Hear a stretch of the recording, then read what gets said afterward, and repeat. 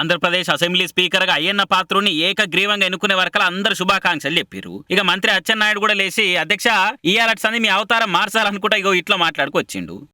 ఏది ఏమైనా ఒక అనుభవజ్ఞైనటువంటి వ్యక్తి ఈ రోజు వరకు మీ అవతారం ఒకటి, ఈ రోజు నుంచి మీ అవతారం మార్చాలి.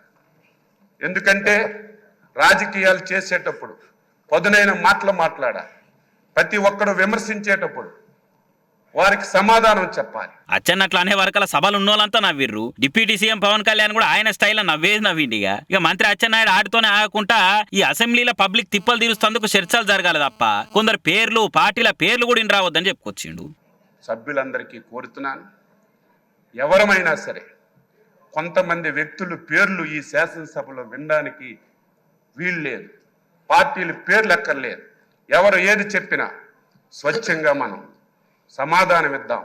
రాష్ట్ర ప్రయోజనాల గురించి పనిచేద్దాం. ఈ పార్టీ మీద ఒక అచంచలమైన విశ్వాసంతో, ఎన్డీఏ మీద ఒక అచంచలమైనటువంటి ఒక నమ్మకంతో ఒక మ్యాండేట్ ఇచ్చారు. దీన్ని మనందరం కలిసి మంచున్నతమైనటువంటి చర్చలు జరిపి మంచిగా ఈ సభను తీసుకెళ్దాం. ఇగో మంత్రి అచ్చెన్న ఇట్లా మనసులున్న మాట చెప్పి మంచిగా పని చేద్దాము, పబ్లిక్ మంచి చేద్దామని అనుకొచ్చిండు. మరి ఇక నిన్న ఎమ్మెల్యేగా ప్రమాణ స్వీకారానికి అసెంబ్లీకి వచ్చిండు జగన్ అన్న గానీ ఇయాలైతే రాలే. ఉండుంటే ఈ మాటల కేసుంటే ఎక్స్ప్రెషన్ ఇచ్చినో ఎంత బాధపడనో పాపం. అసెంబ్లీ గేటు కూడా దాకనీయమనుకుంటా ఫ్యాన్ పాటలు మాటలన్నా గానీ ఇవాళ డిప్యూటీ సీఎం గా అసెంబ్లీలో కూర్చున్న పవన్ కళ్యాణ్ స్పీచ్ తోని ఇచ్చి పడేసిండు. ముందుగా అసెంబ్లీ స్పీకర్ గా ఏకగ్రీవంగా ఎన్నికైన అయ్యన్న పాత్రుడికి శుభాకాంక్షలు చెప్పుకుంటా ఇప్పటి సంది మీ సటైర్లు సురుకులు మిస్ అవుతున్నాం అనుకుంటా ఇగో ఇట్లా అనుకొచ్చిండు.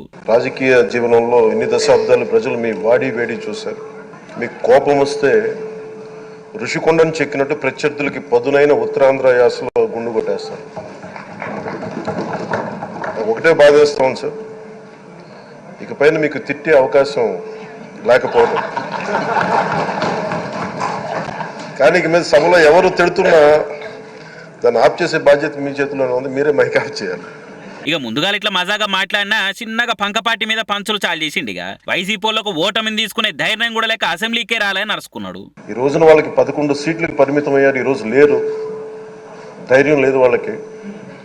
విజయాన్ని తీసుకోగలిగారు కానీ ఓటమి కూడా ధైర్యంగా కూర్చుకునే వాళ్ళకి స్థాయి లేదు. వాళ్ళకి పారిపోయారు ఇక్కడి నుంచి.